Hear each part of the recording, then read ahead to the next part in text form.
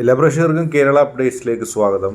ഇന്ന് നാം ചർച്ച ചെയ്യപ്പെടുന്നത് കേരള സമൂഹത്തിൽ, പ്രത്യേകിച്ച് സാമൂഹിക മാധ്യമങ്ങളിലും ഫേസ്ബുക്കുകളിലുമൊക്കെ നാം കാണുന്ന ഒരു പ്രധാനപ്പെട്ട വാർത്തയെക്കുറിച്ചാണ്. അഡ്വക്കേറ്റ് ജയശങ്കറിനെ കുറിച്ച് എല്ലാവർക്കും അറിയാം. അദ്ദേഹം ഒരു മികച്ച അഭിഭാഷകനാണ്. മാത്രമല്ല കഴിഞ്ഞ ഏതാണ്ട് 10-15 വർഷക്കാലമായി രാഷ്ട്രീയ നിരീക്ഷകൻ എന്നുള്ള രീതിയിൽ കേരളത്തിലെ ഒട്ടുമിക്ക ചാനലുകളിലും വന്ന് രാഷ്ട്രീയ നിരീക്ഷണങ്ങൾ നടത്തുന്ന ഒരു വ്യക്തിയാണ്. വളരെ നർമ്മം കലർന്ന രീതിയിൽ രാഷ്ട്രീയ വിശദീകരണങ്ങളൊക്കെ നൽകുകയൊക്കെ ചെയ്യുന്നൊരു വ്യക്തിയാണ് അദ്ദേഹം. പലപ്പോഴും അദ്ദേഹം സംഘപരിവാർ അനുകൂല നിലപാടാണ് സ്വീകരിക്കുന്നത് എന്നുള്ളതൊക്കെ സത്യം തന്നെയാണ്. കമ്മ്യൂണിസ്റ്റുകാരെ വിമർശിക്കുക, കോൺഗ്രസ്സുകാരെ വിമർശിക്കുക, ലീഗുകാരെ വിമർശിക്കുക, ചിലപ്പോഴൊക്കെ BJP-ക്കാരെയും വിമർശിച്ച് അദ്ദേഹം രംഗത്ത് വന്നിട്ടുണ്ട്. പല അപ്രിയ സത്യങ്ങളും വിളിച്ചു പറയുന്ന സ്വഭാവം അദ്ദേഹത്തിനുണ്ട്.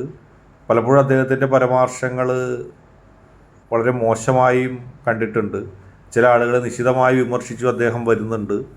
അദ്ദേഹത്തിൻ്റേതായ വീക്ഷണക്കോണിൽ നിന്നുകൊണ്ട് ഓരോ കാര്യത്തെയും, രാഷ്ട്രീയത്തെയും, നേതാക്കന്മാരെക്കുറിച്ചും ദേശീയ സംസ്ഥാന രാഷ്ട്രീയത്തെക്കുറിച്ചും അവലോകനം അദ്ദേഹം ചെയ്യുന്നുണ്ട്. അദ്ദേഹത്തിൻ്റെ നിലപാടുകളിലൊക്കെ ഒരു സംഘപരിവാർ ചായ്വ് ദൃശ്യമാണ്.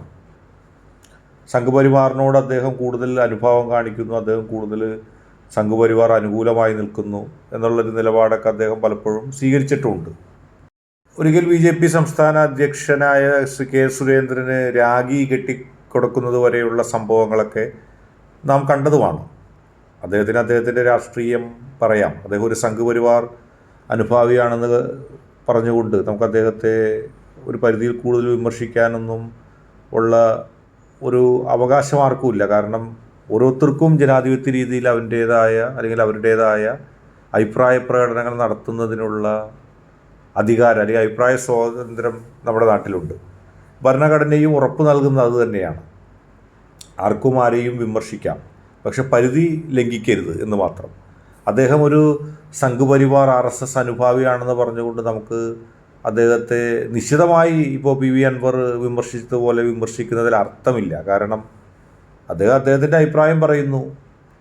ഇപ്പോൾ കേരളത്തിൽ സംഘീയമായിട്ട് അദ്ദേഹം മാത്രമല്ല, എത്രയോ നേതാക്കന്മാർ BJP-ക്കും RSS-നും ഉണ്ട്. അതുകൂടാതെ പല കോണുകളിലുള്ള ആളുകൾ, പല മേഖലയിലുള്ള ആളുകൾ സംഘപരിവാർ അനുകൂല നിലപാടുമായി മുന്നോട്ട് വരുന്നുണ്ട്. അതുപോലെ തന്നെ ഇടതുപക്ഷ അനുഭാവമുള്ള ആളുകളുണ്ട്, കോൺഗ്രസിനോട് അനുഭാവമുള്ളവരുണ്ട്, ലീഗിനോട് അനുഭാവമുള്ളവരുണ്ട്. എല്ലാത്തരം ആളുകളും നമ്മുടെയൊക്കെ സമൂഹത്തിലുണ്ട്. അപ്പോൾ സംഘപരിവാർ അനുകൂല നിലപാട് അദ്ദേഹം പറയുന്നത് കൊണ്ട് നമുക്ക് അദ്ദേഹത്തെ വിമർശിക്കുന്നതിൽ അർത്ഥമില്ല. അദ്ദേഹം ആ നിലപാടിൽ വിശ്വസിക്കുന്ന ആളായിരിക്കാം, അല്ലെങ്കിൽ അതിൽ ഉറച്ചു നിൽക്കുന്ന ആളായിരിക്കാം. അല്ലെങ്കിൽ അദ്ദേഹത്തിന് ഇഷ്ടമുള്ള ഒരു രാഷ്ട്രീയത്തോട് അദ്ദേഹത്തിന് അനുഭാവം പ്രകടിപ്പിക്കുന്നതിൽ നമുക്ക് തെറ്റൊന്നും പറയാൻ കഴിയില്ല. ശ്രീ PV അൻവർ കഴിഞ്ഞ ദിവസങ്ങളിൽ ഒരുപാട് വെളിപ്പെടുത്തലുകൾ നടത്തി. പോലീസിനെതിരെയും മന്ത്രിമാർക്കെതിരെയും ഉദ്യോഗസ്ഥന്മാർക്കെതിരെയും പ്രൈവറ്റ് സെക്രട്ടറിമാർക്കെതിരെയൊക്കെ ആരോപണങ്ങൾ ഉന്നയിച്ച് വരികയുണ്ടായി. ആ ആരോപണങ്ങൾ പലതും കേൾക്കുമ്പോൾ തന്നെ ഞെട്ടലുളവാക്കുന്ന ആരോപണങ്ങൾ തന്നെയായിരുന്നു.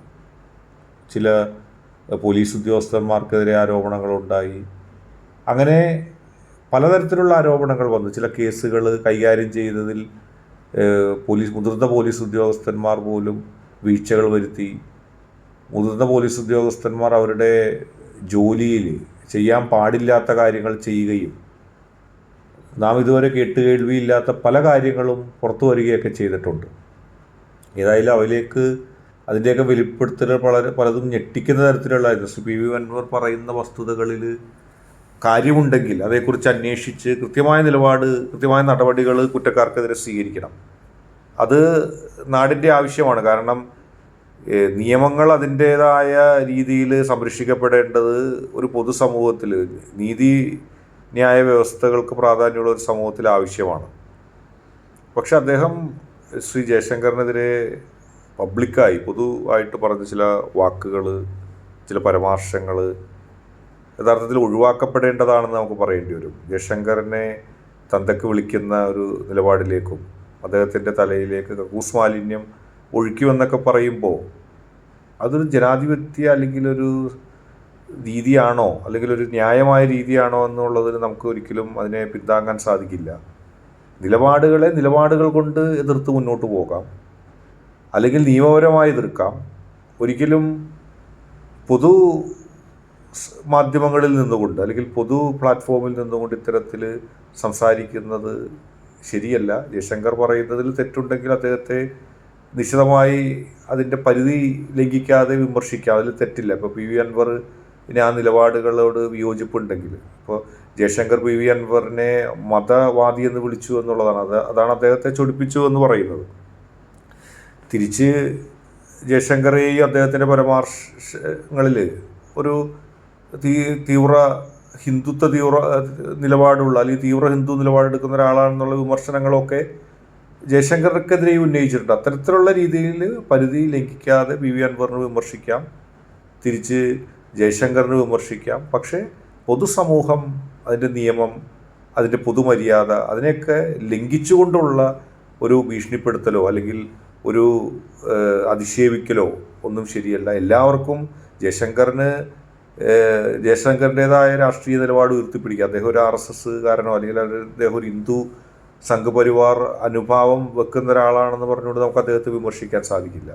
കാരണം അദ്ദേഹം ആ ഒരു നിലപാടിൽ വിശ്വസിക്കുന്ന ആളായിരിക്കും, അല്ലെങ്കിൽ അതിനോട് പ്രത്യക്ഷമായോ പരോക്ഷമായോ അദ്ദേഹത്തിന് ബന്ധമുണ്ട് എന്ന് പറഞ്ഞുകൊണ്ട് പൊതു പ്ലാറ്റ്ഫോമിൽ അദ്ദേഹത്തെ വിമർശിക്കുന്നതോ ഭീഷണിപ്പെടുത്തുകയോ അങ്ങനെ ചെയ്യുന്ന നിലപാടുകളിൽ അത് ശരിയല്ല എന്നുള്ളതാണ്.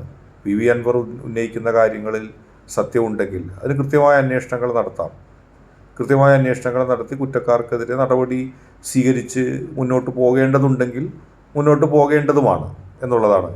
പക്ഷേ ഈ പ്ലാറ്റ്ഫോമുകളിൽ, ഇപ്പോൾ പൊതു പ്ലാറ്റ്ഫോമുകളിൽ പരസ്പരം ചെളിവാരി എറിയുക, പരിധികൾ ലംഘിച്ച രീതിയിൽ അധിക്ഷേപിക്കുക, അതൊന്നും കൃത്യമായി ശരിയല്ല എന്നുള്ളത് കൃത്യമായി പറയേണ്ടി വരുന്ന അവസ്ഥയാണുള്ളത്.